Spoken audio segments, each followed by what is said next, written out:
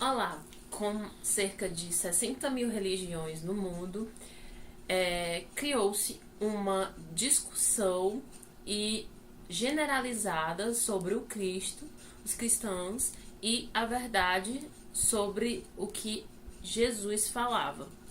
Diante disso, o professor Maurício criou um livro chamado Das Linhas às Entrelinhas das Escrituras Sagradas. Nesse livro, nós iremos, ele irá falar mais sobre essas questões. E sobre isso, nós iremos hoje bater um papinho para conhecer mais um pouco sobre o que ele escreveu e o que ele quis passar com um pouco do seu conhecimento para nós. Diante disso, a gente começa a entrevista perguntando sobre o que você fala em geral no livro Das Linhas às Entrelinhas das Escrituras Sagradas. Olá pessoal, saudações reverenciais a todos.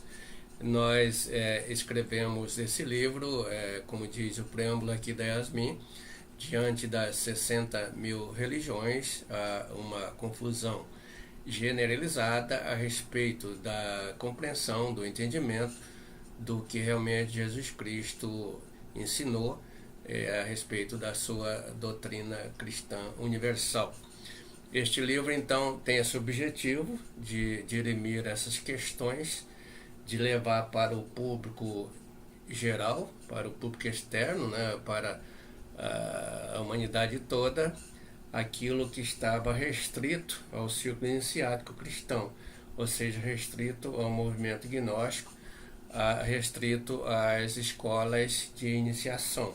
Então agora vai para o público, de primeira mão através desse livro. Então nesse livro nós vamos explicar para as pessoas o verdadeiro sentido, da pregação de Jesus Cristo, do seu ensinamento dirigido para o círculo iniciático. Obrigada, professor. Eu queria que você também comentasse as frases de efeito que estão na introdução do seu livro.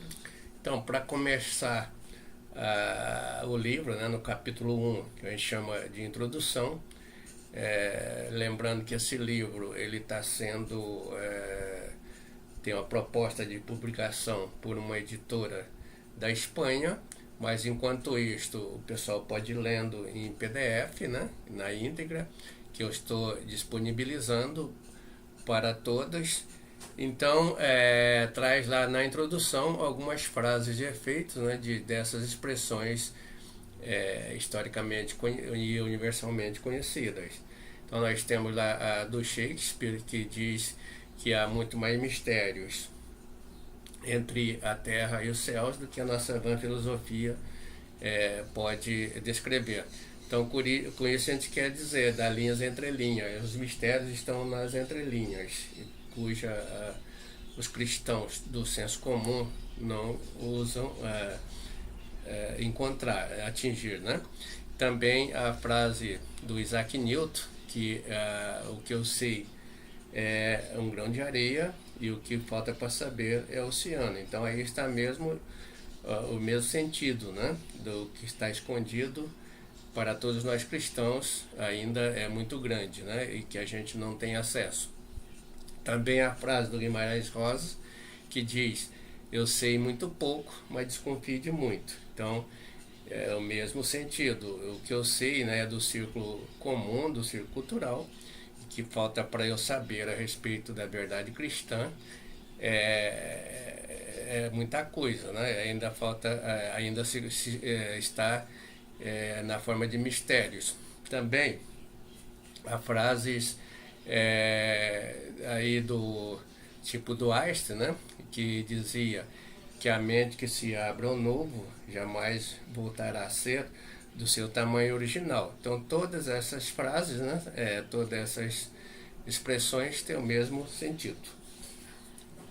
Você falou sobre o senso comum, sobre o senso crítico, eu queria mais saber um pouco, na realidade, sobre a verdade.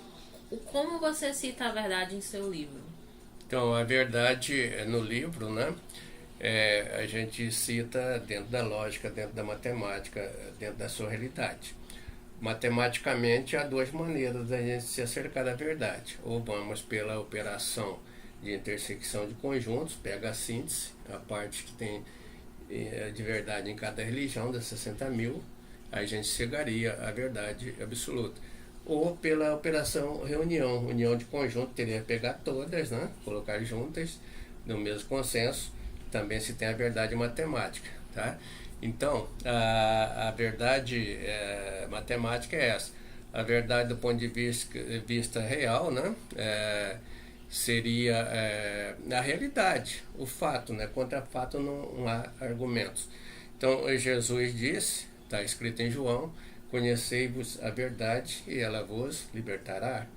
Então, o que é a verdade? Aquela que, se nós conhecermos, ela vai nos libertar.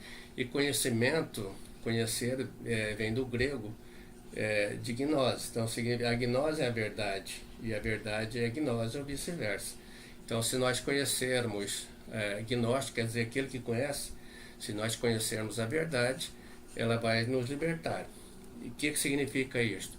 Que a verdade é o todo. Há 60 mil religiões, cada uma tem uma versão da verdade, que é uma parte, mas não é a verdade em si.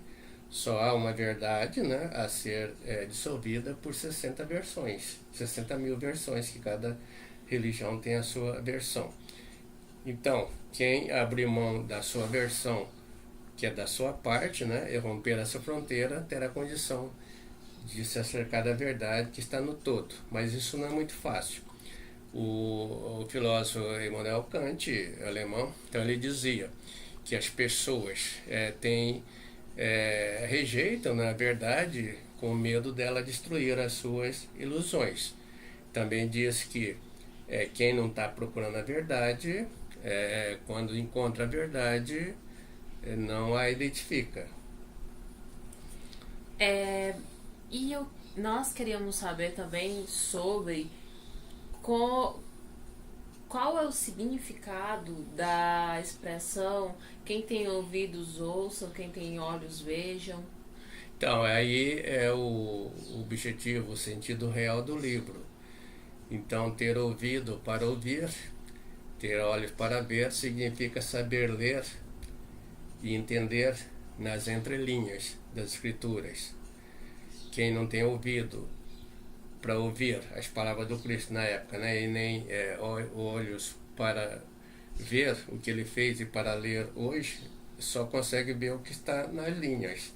Então consegue entender tudo, a proposta cristã, a sua doutrina, né, no seu sentido material, ao pé da letra. Não consegue interpretar os símbolos para atingir esses mistérios e não consegue ler nas entrelinhas. Obrigada. Então vamos para a última pergunta hoje. Que relação entre entre os círculos de expressão de conhecimento cristão e o título do seu livro? Então, o título do livro é exatamente para ter uma relação de completude, né, com o círculo de conhecimento. Então, Jesus teve uma fala, teve um ensinamento que se expressou em dois círculos. Então, tem o círculo cultural, que se expressa até hoje, desde os primeiros cristãos, dos primeiros discípulos ajuntados ali por Jesus, e até hoje dos cristãos evangélicos das diversas correntes, dissolvidos pelas mais de 60 mil religiões que dizem existir. E o círculo iniciático, que é composto, né, pelas escolas de iniciação, muitas vezes muito distante, né, e até incompreendida pelas igrejas, pelas religiões. Jesus Cristo, então, ao expressar o seu conhecimento, ele expressou para esses dois círculos. Seria como hoje um ensinamento epistêmico material. Ele é ensinado para uma parte básica, né, que é o ensino básico, que é o primeiro e segundo grau, e a outra parte superior, que é a graduação nas faculdades, né? Então, o conhecimento gnóstico, que é o conhecimento espiritual, também está nessas duas fórmulas. Então, Jesus, ao saber que aquele povo que estava ali não estava preparado, na sua maioria, para ouvir, não tinha ouvido para ouvir, e nem olhos para ver, enxergar os grandes mistérios, e se ele colocasse esses grandes mistérios sem um revestimento, sem uma blindagem, sem uma proteção, ele acabaria com a espiritualidade, né, desses cristãos incipientes que estavam começando. Então ele teve todo o cuidado, como mestre dos mestres que ele é, como professor dos professores que ele é, com a sabedoria imensa de um Deus encarnado na própria terra, né? Um próprio Deus encarnado na terra. Então ele usou as parábolas, que são filtros, né? Que são símbolos, para que essas pessoas estivessem ouvindo e não estivessem entendendo o que ele estava entendendo, estivesse vendo, olhando e não estivesse vendo o que estava acontecendo. E hoje está até assim, está assim também. A maioria dos cristãos, por isso há muita confusão e há tanta religião, só bastaria uma se não fossem essas confusões. Elas estão vendo, olhando, não estão entendendo, estão ouvindo, né, e não estão também entendendo os grandes mistérios que estão lá ocultados na Escritura Sagrada por detrás das entrelinhas. Então, para o público cultural, em síntese, está ali no círculo cultural as pessoas que não conseguem entender os símbolos sagrados das Escrituras Sagradas, as pessoas que não conseguem ler nas entrelinhas, são as pessoas do culto, por isso se diz culto. Círculo cultural é o círculo do culto, onde é o culto, onde é a missa, que ficam na ritualização do cisamento dos Cristos, e muito pouco dali, né, que no círculo cultural estão os que são chamados, né, são os muito chamados, dessas 60 mil religiões, e dali saem alguns para os escolhidos, que é do círculo iniciático. E lá no círculo iniciático, então, lá iniciou com Jesus Cristo, os seus discípulos mais chegados, os apóstolos, exatamente aqueles que já tinham uma iniciação, ou seja, tinham um grau de consciência maior, de compreensão, para ouvir e entender, para ver e também enxergar, né, aquilo que o Cristo estava dizendo que são as grandes realidades, os grandes mistérios da divindade.